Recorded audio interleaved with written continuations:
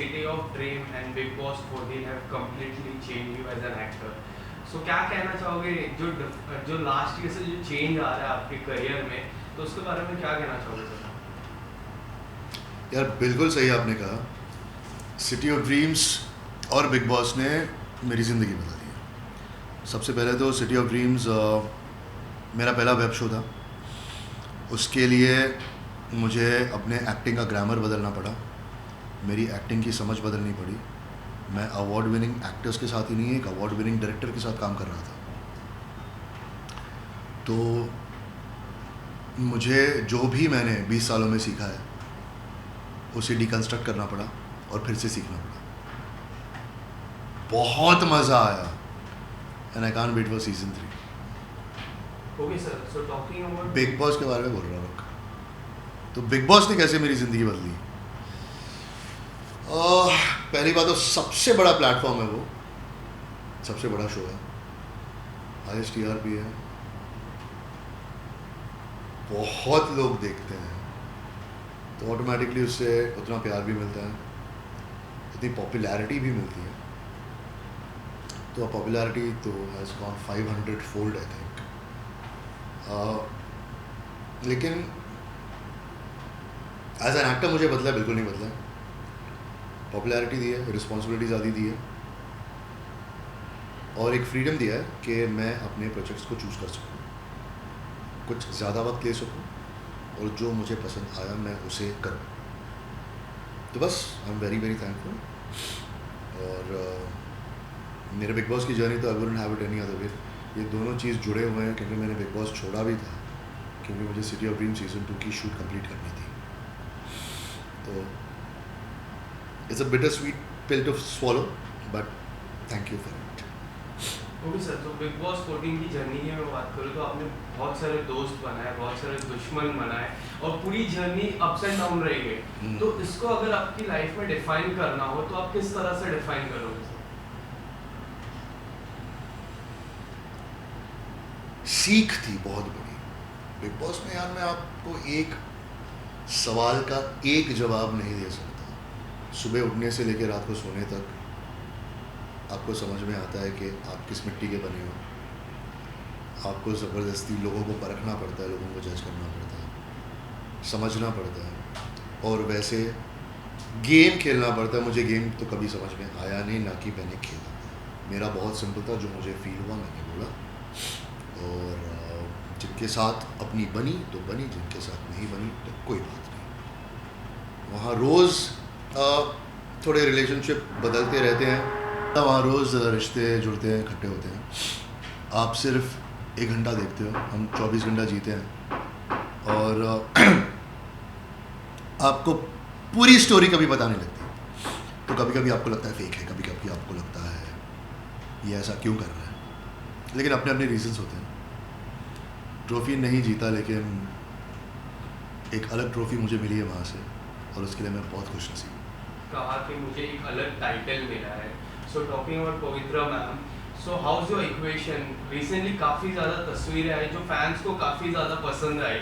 सो क्या कहना चाहोगे इस इक्वेशन के बारे में सर? यार बहुत शॉर्ट में मैं कहना चाहूँगा क्योंकि मुझे वार्निंग दी गई कि ज़्यादा बक नहीं करने का, अपने बारे में नज़र लगती है। तो शॉर्ट में बोलूँगा, आपने जो हमें बिग बॉस में देखा थोड़े बहुत हम अभी भी वैसे है, झगड़े वगड़े होते हैं, थोड़े प्यार बहुत है और हम रियल। आई एम श्योर अगर आप लोग असली रिश्ते में रह चुके हो तो असली चैलेंजेस भी आपके आते हैं वैसे। तो हम वही कहेंगे कि we are real as ever, we just want your blessings. इतना स्क्रूटनाइज मत करो यार कि क्या चल रहा है हमारे लाइफ में, शादी कब करने वाले हो, बच्चे कब होंगे, नाम क्या रखेंगे। Please let us B. थोड़ा ज़्यादा हो जाता है वो, फालतू का प्रेशर बन जाता है। बहुत जल्दी खुशखबरियाँ आपको दे देंगे हम, but as of now let us just enjoy this beautiful time that we have.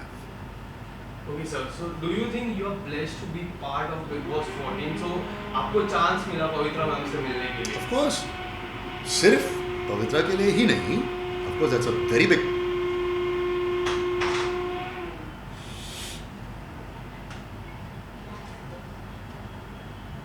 देना जल्दी। क्या हुआ?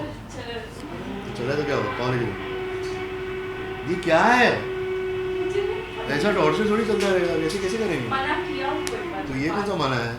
बार-बार नहीं कर सकते। हाँ सर, एक बार मैंने रुकाया था, आधा घंटा तो रुका है। तो अभी नहीं रुका सकते? चलो बीच बीच में बोलेंगे, चलो चलो मेरे को मालूम है क्वेश्चन क्या है, मैं आंसर करता हूँ। हाँ, तो ये आवाज़ के बीच में मुझे आंसर करना है बहुत जल्दी।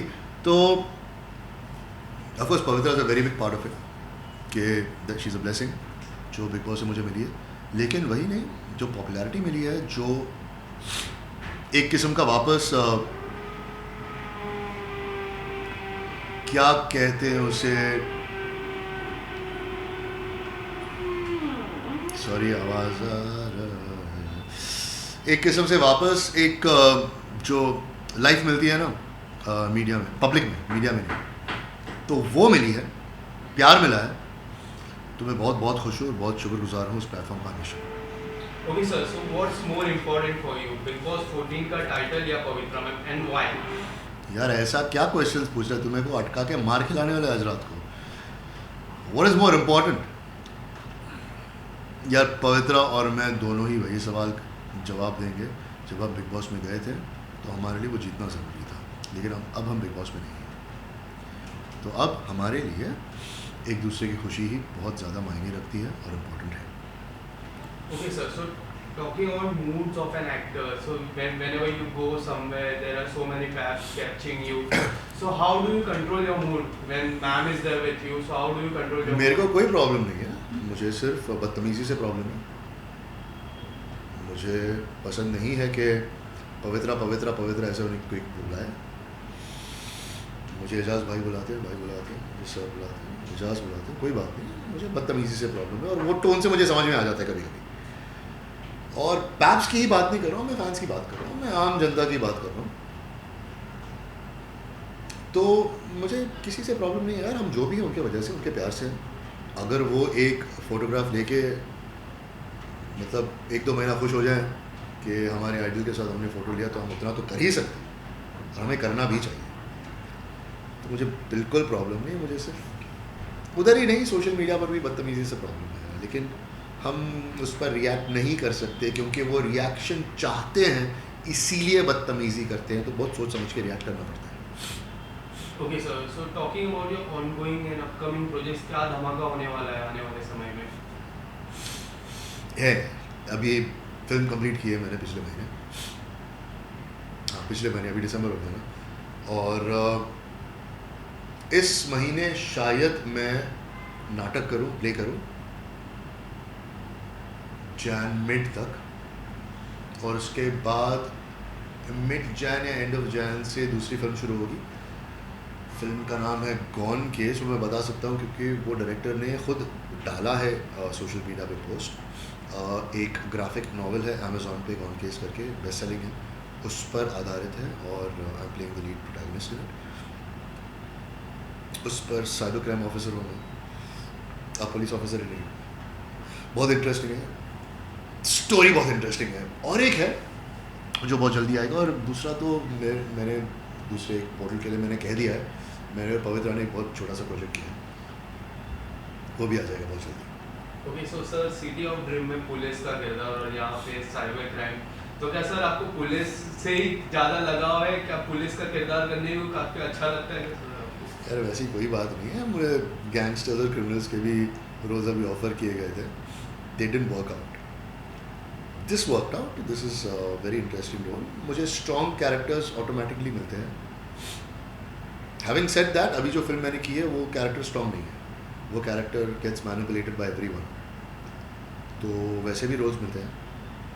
मैं चाहता हूँ कि जितने अलग हो सकें, जितने चैलेंजिंग हो सकें, मैं वैसे किरदार निभाऊँ। बड़ा मुँह, एक छोटा मुँह, बड़ी बात होती है सब बोलना, लेकिन मैं चाहता हूँ कि मुझे रोल्स एक्साइट करें, मुझे रोल्स इंस्पायर करें और लोगों को मैं एंटरटेन करूँ।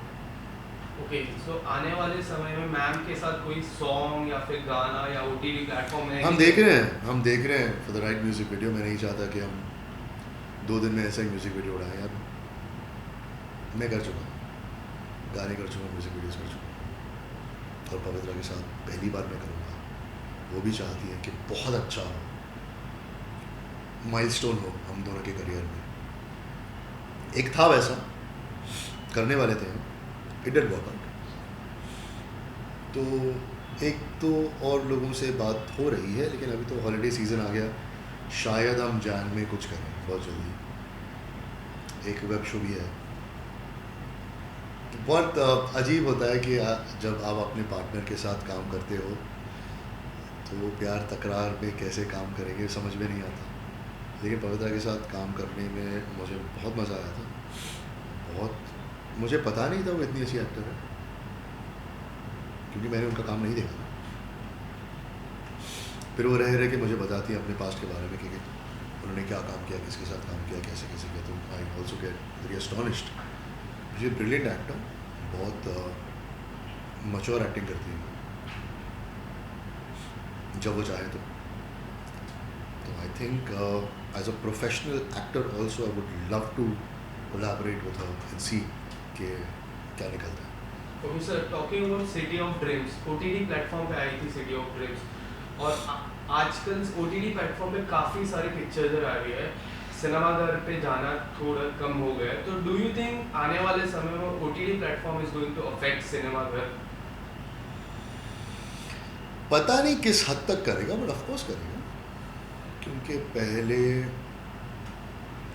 यार आप बहुत पहले जाओ तो संडे के दिन दूरदर्शन पर पिक्चर आता था, हम तो थिएटर में जाके देखते थे जब पिक्चर लगती थी। तो उसके बाद केबल आ गया, उसके बाद अभी ये प्लेटफॉर्म्स आ गए। लेकिन मुझे लगता है कि कंटेंट बहुत अच्छा इतना बन रहा है कि हर एक ऑडियंस चूज़ कर सकता है कि उनके कब कहाँ क्या देखना है। जैसे अभी जेम्स बॉन्ड की फिल्म निकली थी, नो टाइम टू डाई, फिर सूर्यवंशी कौन सी वो निकली थी। तो वो सारे फिल्में मैं चाहता था कि मैं बड़े पर्दे पर जाके देखूँ, डून जाके देखूँ। आई डोंट थिंक वो कभी मरेगा, लेकिन कुछ हद तक ऑफकोर्स अफेक्ट होगा। ओके, सो रिसेंटली बड़े पर्दे पे एक बड़ी पिक्चर आई है अंतिम करके, सलमान सर की। सो क्या आपने देखी है? अभी तक नहीं देखी है, लेकिन मैं चाहता हूँ कि मैं गेटी गैलेक्सी में जाके देखूँ। ओके, सो वहाँ का इंस्पायर।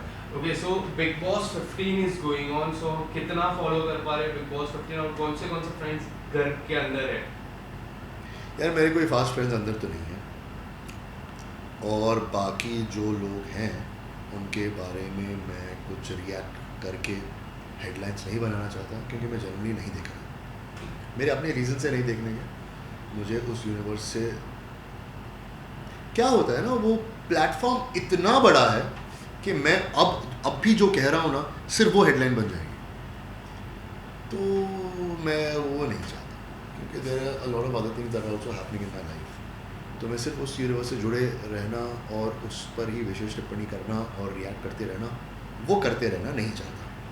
इसीलिए मैं नहीं कहना चाहता, और सेकेंडली इस सीज़न में तो मेरा इंटरेस्ट नहीं है। Okay, so there is a segment called senior, जहाँ जाते हैं देवोलीना थी, रश्मि देसाई गई, लास्ट ईयर सिद्धार्थ शुक्ला जी थे। तो ऐसे सेगमेंट में अगर if you get chance to go inside that house, so will you go? पता नहीं, और उस वक्त मुझे कैसे फील होगा, डिपेंड्स ऑन दैट। ओके, मेरी जर्नी तो बिग बॉस की खत्म हो चुकी है। Okay, so talking about other reality show, are you interested going any reality show? झलक दिखला जाए तो you can go with ma'am, so आप जाओगे? I would love to. I think नजबलिया के लिए हमारी बातचीत भी चल रही थी, but I think it got pushed. I would love to. Okay sir, so talking about your fitness, आप fitness icon है, तो किस तरह से अपने fans को fitness की टिप देना चाहोगे? There are so many fans asking about tips, sir. Please हमें टिप दीजिए, तो क्या किस तरह की टिप देना चाहोगे सर? यार फिटनेस एक लाइफस्टाइल चॉइस, एक सीजनल चॉइस नहीं है कि आप न्यू ईयर्स को एक रेजोल्यूशन बनाओ, जनवरी में जिम जाओ 10 दिन के लिए, फिर थक जाओ। नहीं, आपको वो डिसिप्लिन मेंटेन करके रहना बहुत ज़रूरी है। इस चीज़ का डिसिप्लिन बहुत ज़रूरी है। आप क्या उठा के अपने मुँह में डालते हो। अब ये समोसा साइड में पड़ा है, उन्होंने फोर्स किया था, नहीं तो मेरा मील अंदर पड़ा है, एग्स पड़े हैं, थोड़ी राइस और दाल पड़ी है, वो खा लूँगा मैं। तो एक ऑक्यूपेशन भी मेरा वो है कि मुझे फिट रहना बहुत ज़रूरी होता है। हालांकि मेरे इतनी इंजरीज हैं, और फिलहाल तो लेफ़्ट नी पर बहुत बुरी इंजरी हुई है मुझे, 1-2 महीने चलने नहीं हो रहा था, फिर रिहैब लेके मैं चलना शुरू किया, फिर 1-2 बार वापस गिर गया नी पे, तो इश्यूज चल रहे हैं। तो इतना फिट होने के बावजूद भी इंजरीज हो रही हैं और फिटनेस चैलेंजिंग हो रही है। अगर मैं अपने फिटनेस को, अपने वर्कआउट्स को, अपने रिहैब को सीरियसली नहीं लेता तो मैं कहाँ रहता, काम नहीं करते रहता, मैं चल भी नहीं पाता। तो मेरे लिए तो लाइफस्टाइल चॉइस है। मैं अपने फैंस को यही कहना चाहूँगा, यार जिस दिन आपको अंदर से लगेगा ना तो आप करना शुरू करोगे, बाकी दिखावा मत करो। इट इज़ बहुत ज़रूरी है, आप डिसिप्लिन मेंटेन करो। मैं अभी एक दूसरे इंटरव्यू में बता रहा था कि मैं सुबह सुबह उठता हूँ और आई मेक माई बेड। सबसे पहले माई डिसिप्लिन स्टार्ट्स फ्रॉम देयर। ये नहीं कि मैं अल्ट्रा डिसिप्लिन आदमी हूँ और सब कुछ मेरे ज़िंदगी में डिसिप्लिन के मुताबिक चल रहा है, but I choose my battles.